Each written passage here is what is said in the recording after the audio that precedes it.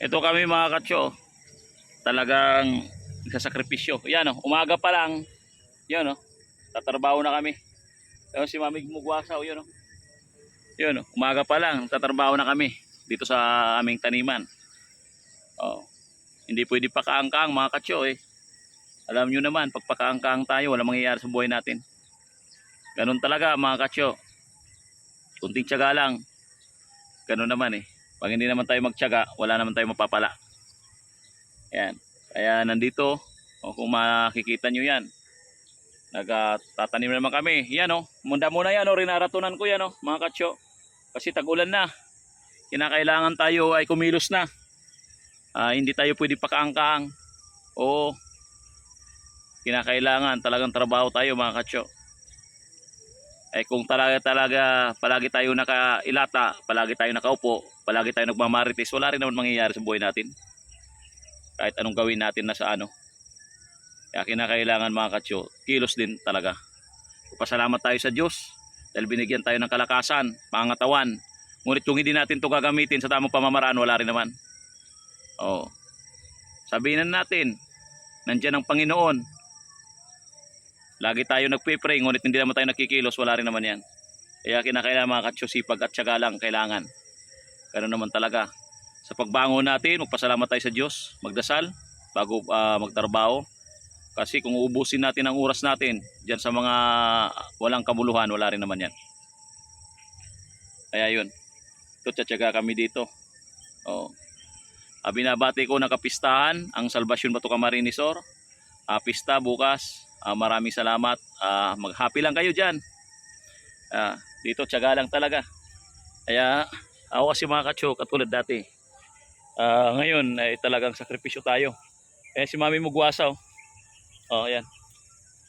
Yan, si Mami Mugwasa. Oh, yan, pista ng salbasyon. Pero kami, nagtatanim. Oh, yan. Tatanim kami mga katsyo eh. Kasi kung di kami tatanim, wala kami kakainin. Di naman kami katulad ng iba. One day a millionaire. O pagkatapos kinabukasan, wala na, hangana. Yung iba naman dyan, papagsamantala lang. Wala naman. Yan. Kaya kinakailangan sipag lang. Kaya sabi ko nga eh, kinakailangan tiyaga lang eh. Hindi katulad ng ano eh.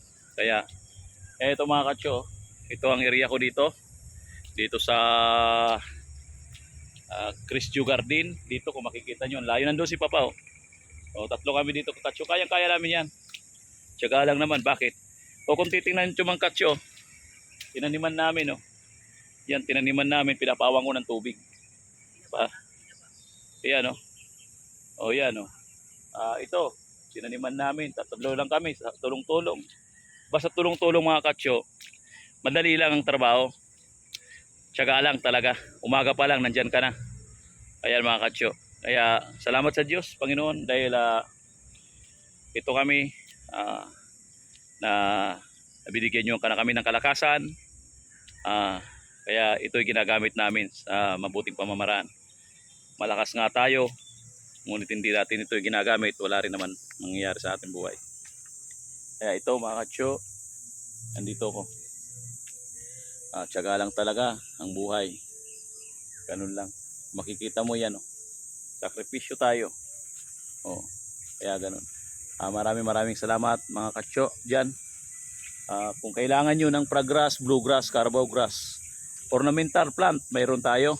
Ground cover. Bugambilya, marami tayong bugambilya. Pupipilian mga crafted. Yan mga katsyo. Maraming salamat. Salamat sa Diyos. Thank you. Binabati ko uli ang kapistahan ng Inang Salvasyon dyan sa Bato Camarines Sur. Maraming salamat po ina. Happy pista po sa inyo dyan. Happy Feast Day. Salamat sa Diyos. Thank you po. God bless.